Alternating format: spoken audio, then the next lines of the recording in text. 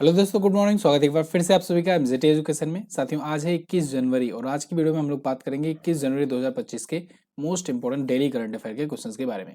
Video अगर पसंद आएगी तो इसे लाइक, शेयर और चैनल को सब्सक्राइब जरूर करना। बेल आइकन को प्रेस कर लेना जिससे आने वाली वीडियो का नोटिफिकेशन आप तक पहुंचता रहे। शुरुआत करेंगे हम लोग कल के रिवीजन से। कल हम लोगों ने पढ़ा था जो उसका 1 यूनिट में रिवीजन करेंगे, फिर आज की तरफ बढ़ेंगे। कल हम लोगों ने पढ़ा था पहला खो खो विश्व कप 2025 का खिताब किस देश की महिला टीम ने जीता है। तो महिला और पुरुष दोनों का खो खो विश्व कप आयोजित हुआ, भारत में आयोजित हुआ और भारत ही विजेता रहा दोनों का। कल हम लोगों ने महिलाओं वाला देखा था, आज हम लोग पुरुषों वाली खिताब का के बारे में चर्चा करेंगे। तो पहला संस्करण था, भारत में ही आयोजित हुआ था पहली बार। पंजाब नेशनल बैंक के नए एमडी और सीईओ बनाए गए अशोक चंद्रा। और भारत दुनिया का सबसे शक्तिशाली हाइड्रोजन ट्रेन इंजन विकसित कर रहा है। इसके अलावा भारतीय राज्य ओडिशा और सिंगापुर के बीच 8 समझौतों पर हस्ताक्षर हुए हैं। इसरो जो है ये अंतरिक्ष में पौधों की वृद्धि का अध्ययन करने के लिए क्रॉप्स का परीक्षण किया है। और प्रयागराज में विश्व का सबसे बड़ा महामृत्युंजय यंत्र स्थापित किया गया है कुंभ क्षेत्र में। इसके अलावा पुणे महाराष्ट्र में युद्ध क्षेत्र पर्यटन को बढ़ावा देने के लिए भारत रणभूमि दर्शन ऐप लॉन्च किया गया है। और कल हम लोगों ने पढ़ा था कि गुजरात में विश्व स्तरीय पुरातत्व अनुभवात्मक संग्रहालय का उद्घाटन किया गया। गृह मंत्री अमित शाह जी ने किया है। 298 करोड़ रुपए का ये लागत आई है इसमें। बीसीसीआई के नए लोकपाल होंगे अरुण मिश्रा। और न्यू ग्लेन रॉकेट को लॉन्च किया है ब्लू ओरिजिन कंपनी ने। लोकपाल स्थापना दिवस 16 जनवरी को मनाया गया। ये टॉप 11 करंट अफेयर के क्वेश्चंस थे कल की वीडियो से, जो आपने पढ़े थे उनका रिवीजन किया है वन लाइनर फॉर्मेट में। कल इसको हम लोगों ने डिटेल से पढ़ा था। इसकी क्विज और पीडीएफ आपने सॉल्व कर लिया होगा, प्राप्त कर लिया होगा। एमजेटी ऐप पर दी जाती है, आप एमजेटी ऐप से प्राप्त कर सकते हो। जिनको जिनको एमजेटी ऐप लॉगिन करने में इशू आता है वो लॉगिन विद गूगल पर क्लिक किया करें तो आराम से लॉगिन हो जाएगा। पहला क्वेश्चन, हाल ही में 21 जनवरी को निम्न में से किस राज्य का स्थापना दिवस मनाया गया। त्रिपुरा, मणिपुर और मेघालय का राज्य स्थापना दिवस। उपरोक्त सभी ऑप्शन आपका करेक्ट हो जाए। एक्चुअली में 1971 में पूर्वोत्तर राज्य पुनर्गठन अधिनियम लाया गया, तब से ये तीनों राज्य की अवस्था में हैं। इस बार 53वां राज्य स्थापना दिवस मनाया जा रहा है दोनों का। ओके, मणिपुर और त्रिपुरा की बात करें तो ये इससे पहले 1949 में यूनियन टेरिटरी थे और फिर बाद में जाकर राज्य बने। नागालैंड 1 दिसंबर 1963 को राज्य का दर्जा हासिल किया। मिजोरम और नेपाल जो आगे चलकर अरुणाचल प्रदेश हो गया, इसे 1987 में पूर्ण राज्य का दर्जा मिला था। तो देखो क्या हुआ था ना, जब अपना देश आजाद हुआ था तो 14 राज्य थे, केवल 14 स्टेट थे। फिर धीरे धीरे राज्य जुड़ते गए और आज स्थिति ये है कि आज 28 राज्य हैं और 8 यूनियन टेरिटरी हैं। ठीक है ना, भारत में वर्तमान समय में। आगे बढ़ते हैं। जनवरी 2025 में किसको सीआरपीएफ का महानिदेशक नियुक्त किया गया। तो सीआरपीएफ के नए महानिदेशक होंगे ज्ञानेंद्र प्रताप सिंह। ज्ञानेंद्र प्रताप सिंह को नियुक्त किया गया है। देखिए जीपी सिंह शॉर्ट फॉर्म में इनका नाम। तो इनको नियुक्त किया गया है। ये नवंबर 30 2027 तक ये रहेंगे इस पद पर। सीआरपीएफ के महानिदेशक होंगे। Central reserve police force Bharat की सबसे बड़ी पैरामिलिट्री फोर्स है। 1991 बैच के ये असम मेघालय कैडर से आईपीएस अधिकारी रहे हैं। ये असम पुलिस के साथ साथ एसपीजी, एनआईए इनमें भी काम कर चुके हैं। ओके, सीआरपीएफ आप जानते हो सीएपीएफ का एक हिस्सा है। अभी कुछ दिन पहले ही मैंने आपको अच्छे से समझाया था। सीएपीएफ जो होता है ये होता है सेंट्रल आर्म पुलिस फोर्सेस। तो ये गृह मंत्रालय के तहत आने वाली फोर्सेस है, गृह मंत्रालय के तहत। ठीक है ना। तो सीआरपीएफ की स्थापना 1939 में की गई थी। हेडक्वार्टर नई दिल्ली में। महानिदेशक वितुल कुमार थे, लेकिन अब होंगे ज्ञानेंद्र प्रताप सिंह। ओके, आगे बढ़ते हैं। हाल ही में विश्व स्मारक कोष ने किस राज्य की मूसी नदी ऐतिहासिक इमारत को अपनी 2025 के विश्व स्मारक निगरानी सूची में शामिल किया है। तो साथियों ये है तेलंगाना में। तेलंगाना में अभी विश्व स्मारक कोष ने क्या किया है कि मूसी नदी जो ऐतिहासिक इमारत है इसको स्मारक निगरानी की सूची में रख दिया है। द हिंदू का आर्टिकल आप देख पाओगे, Musi river historic building on 2025 world monuments watch में। तो इस लिस्ट में तब रखा जाता है जब उस पर कोई संकट आ रहा होता है। संकट मतलब कि जैसे कि उसकी निगरानी करनी हो, उनकी मरम्मत करवानी हो, देखरेख करवानी हो और उनको मतलब संरक्षण देना हो एक प्रकार से, तब इसको निगरानी सूची में रखा जाता है। ठीक है, तो विश्व स्मारक कोष के द्वारा ये रखा जाता है। तो यहाँ पर देखिए जलवायु परिवर्तन से ये इस पर कुछ संकट आ रहा है, जल संकट और जलवायु परिवर्तन क्लाइमेट चेंज की वजह से। तो ऐसी 25 साइट जो है ये चुनी गई हैं WFM के द्वारा। और इस लिस्ट में भारतीय स्थान गुजरात का भुज ऐतिहासिक जल प्रणाली भी शामिल है।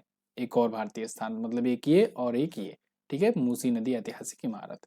ब्रिटिश रेजिडेंसी, अब जब कोटी महिला कॉलेज है, उस्मानिया जनरल अस्पताल, तेलंगाना हाई कोर्ट और राज्य केंद्रीय पुस्तकालय, ये इसके किनारे महत्वपूर्ण इमारतें हैं। और अब इसीलिए इनके आसपास की, मूसी नदी के आसपास की जो इमारतें हैं, सबको ये निगरानी में रखा गया है। ठीक है। मूसी नदी कृष्णा नदी की एक प्रमुख सहायक नदियों में से एक है। अगला देखते हैं, तेलंगाना के बारे में जान लो। तेलंगाना आपको यहाँ पर भी दिख जाएगा। तेलंगाना दोस्तों ये अलग हुआ था 2 जून को 2014 को। किससे अलग हुआ था? आंध्र प्रदेश से अलग हुआ था।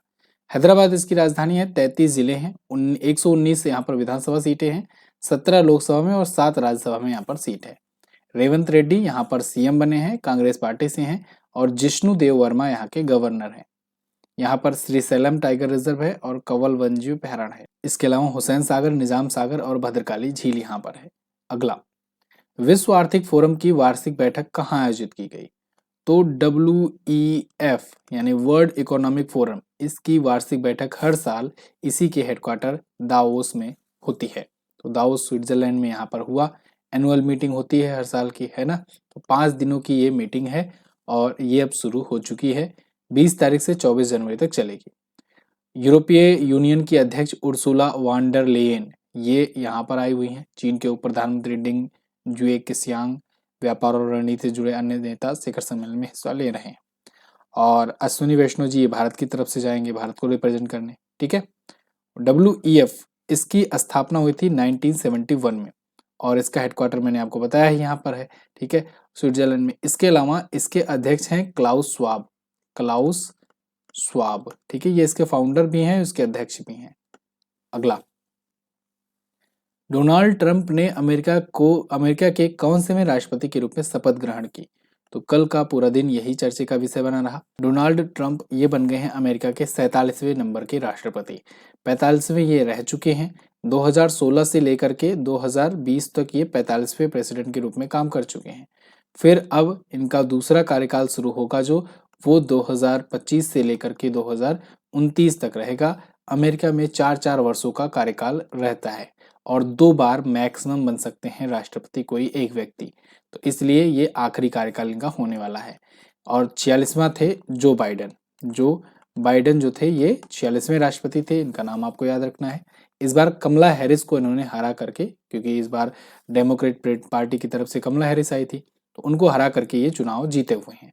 और 2000 इंटरेस्टिंग बात है कि एक 2015-16 में जब ये लड़े थे चुनाव, तब हिलेरी क्लिंटन थे इनके अपोजिट में, मतलब वो डेमोक्रेटिक से थी। उस बार भी ये महिला से लड़े थे, इस बार भी महिला से कैंडिडेट से लड़े थे। खैर, इनकी पार्टी का नाम आपको याद रखना है, रिपब्लिकन है। ये पूछा जाएगा आपसे। रिपब्लिकन पार्टी से ये हैं प्रेसिडेंट बने हैं। डेमोक्रेट पार्टी को हराए हैं। 2 बड़ी पार्टियां हैं वहां पर। यहाँ पर उपराष्ट्रपति किसको नियुक्त किया गया, ये क्वेश्चन भी बन सकता है। तो JD वेंस ये हैं उपराष्ट्रपति, ठीक है ना, वाइस प्रेसिडेंट। और अमेरिका के चीफ जस्टिस कौन है? तो जॉन रॉबर्ट्स हैं, जिन्होंने इनको शपथ दिलाई है। जैसे भारत में चीफ जस्टिस ऑफ इंडिया जो हैं ये राष्ट्रपति को शपथ दिलाते हैं ना, प्रेसिडेंट को। ऐसे ही यहाँ पर भी चीफ जस्टिस ऑफ अमेरिका जो होते हैं ये शपथ दिलाते हैं राष्ट्रपति को। एक बात थोड़ा सा अंतर है, इसको ध्यान रखना। अपने यहाँ ज्यादा पावरफुल पोस्ट होती है प्रधानमंत्री की, और प्रधानमंत्री को शपथ प्रेसिडेंट दिलाता है। अगर आपको याद हो तो इस बार द्रौपदी मुर्मू जी ने प्रधानमंत्री मोदी को दिलाया था शपथ, ठीक है ना। तो राष्ट्रपति दिलाता है प्रधानमंत्री को, लेकिन राष्ट्रपति को चीफ जस्टिस ऑफ इंडिया दिलाता है शपथ, ठीक है ना, इंडिया में। और ऐसे ही अमेरिका में भी चीफ जस्टिस ऑफ अमेरिका जो होता है वो राष्ट्रपति को शपथ दिलाता है। तो इन्होंने इनको शपथ दिलाया। और मैंने क्या कुछ चीज़ें बदल जाएगी इसको लेकर के एक टॉपिक पर वीडियो भी दी थी आपको। अगर आपने नहीं देखा है तो वो देखिएगा ज़रूर। और ट्रेंडिंग टॉपिक सेक्शन में अपने रात को मैंने वीडियो दी थी परसों, तो उसमें मैंने बताया था कि इनके आने से क्या क्या डिसीजंस आने वाले हैं और क्या क्या डिसीजंस ऑलरेडी हो गए हैं। चलिए, संयुक्त राज्य अमेरिका की बात करें, वाशिंगटन DC की राजधानी है, US डॉलर करेंसी होती है, और प्रेसिडेंट अब होंगे डोनाल्ड ट्रंप। अगला, हाल ही में किस राज्य या केंद्र शासित प्रदेश के वर्जिन नारियल तेल को GI टैग प्राप्त हुआ है? तो साथियों, अंडमान और निकोबार में वर्जिन नारियल ऑयल पाया जाता है और इसको GI टैग प्राप्त हुआ है। GI टैग, देखो GI टैग किसे मिलता है? जियोग्राफिकल इंडिकेशन टैग उस प्रोडक्ट को मिलता है जिस प्रोडक्ट की यूनिकनेस होती है उस खास क्षेत्र के लिए। मतलब अगर कोई प्रोडक्ट है वो अपने जियोग्राफिकल रीजन की वजह से पहचान बनाता है, यूनिकनेस की वजह से पहचान बनाता है तो उसकी ब्रांडिंग करने के लिए जीआई टैग दे दिया जाता है। तो उससे ब्रांडिंग भी हो जाती है और ब्लैक मार्केटिंग उसकी रुक जाती है। तो ऐसे ही अंडमान निकोबार का ये जो वर्जिन कोकोनट ऑयल है, इसको अब जीआई टैग मिला है। ठीक है ना। जीआई टैग की शुरुआत कब हुई थी? तो 1999 में इसके लिए बिल लाया गया था और ये बिल 2003 में जाकर के एक्ट बना। पहला प्रोडक्ट बना 2004 में जीआई टैग पाने वाला दार्जिलिंग की चाय। दार्जिलिंग की चाय, ये पूछा जाएगा आपसे कि चाय, ये पहला प्रोडक्ट था जिसे मिला जीआई टैग। ठीक है, कब मिला? 2004 में। चलिए, 10-10 साल के लिए दिया जाता है, ये भी ध्यान रखना। अगला, तो बाकी मैंने यहाँ सब कुछ आपको बता ही दिया है और पीएम मोदी ने मन की बात कार्यक्रम में इसका अनाउंसमेंट किया है। वैसे एक अनाउंसमेंट हमारी तरफ से भी है दोस्तों। एमजेटी एजुकेशन की ब्रह्मास्त्र करंट अफेयर की वार्षिकांक बुक आ चुकी है। अगर आपने अभी तक नहीं ऑर्डर किया है तो इसको जा करके ऑर्डर कीजिए। ये आपके सभी एग्जाम में काम आने वाली है। मतलब आप 2025 में कोई सा भी एग्जाम देने जा रहे हो, उन सब में करंट अफेयर में ये रामबाण साबित होने वाला है। आपको सिर्फ एक बुक लेनी है और पूरा का पूरा आपको कवर करा दिया जाएगा। इसमें चैप्टर वाइज डिटेल कंटेंट है, प्रश्नोत्तर माध्यम में है। इसमें आपका railway, SSC, bank, UPPSC, UPSC, civil services के बाकी एग्जाम, स्टेट पीसीएस के एग्जाम सब कवर होते हैं, क्योंकि ये है डिटेल कंटेंट के साथ एक जबरदस्त बुक। आप इसको अमेजन और फ्लिपकार्ट से ऑर्डर कर सकते हो, लिंक डिस्क्रिप्शन में दिया गया है। रिव्यूज वगैरह भी जाकर के पढ़ लेना, दिल खुश हो जाएगा।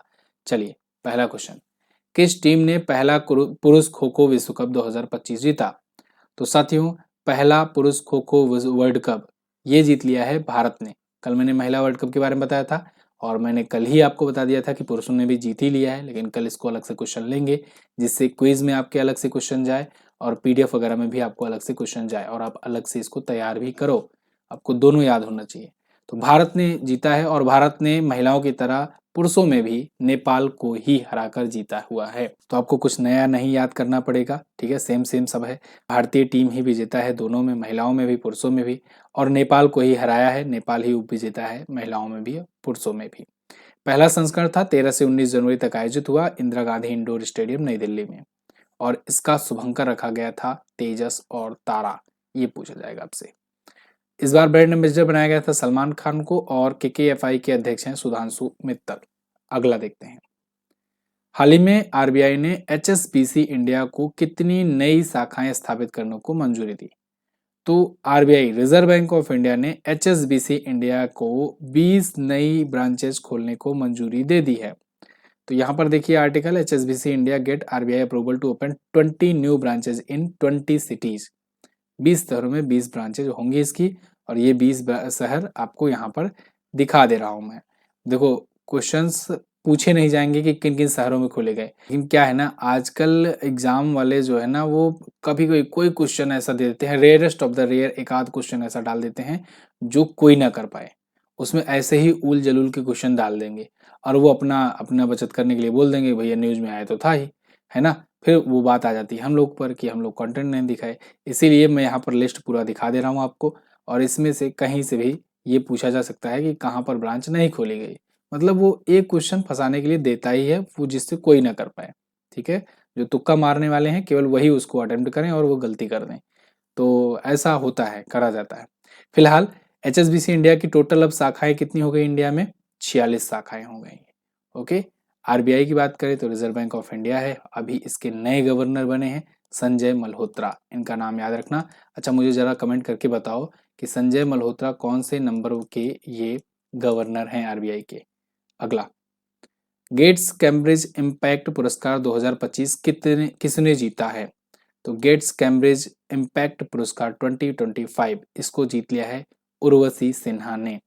उर्वशी सिन्हा, यहाँ पर देखिए, BRI scientist honoured with Gates Cambridge impact prize 2025। तो उर्वशी सिन्हा जो है भारतीय रमन रिसर्च इंस्टीट्यूट में, या कहें आरआरआई में, ये light and matter physics theme की प्रतिष्ठित फैकल्टी मेंबर हैं और इन्होंने ये जीत लिया है।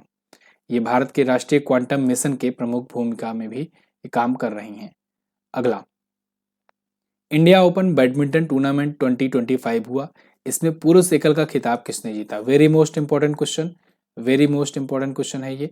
India open badminton tournament successfully आयोजित हो गया और पुरुष एकल जीत लिया है विक्टर एक्सल सेन ने।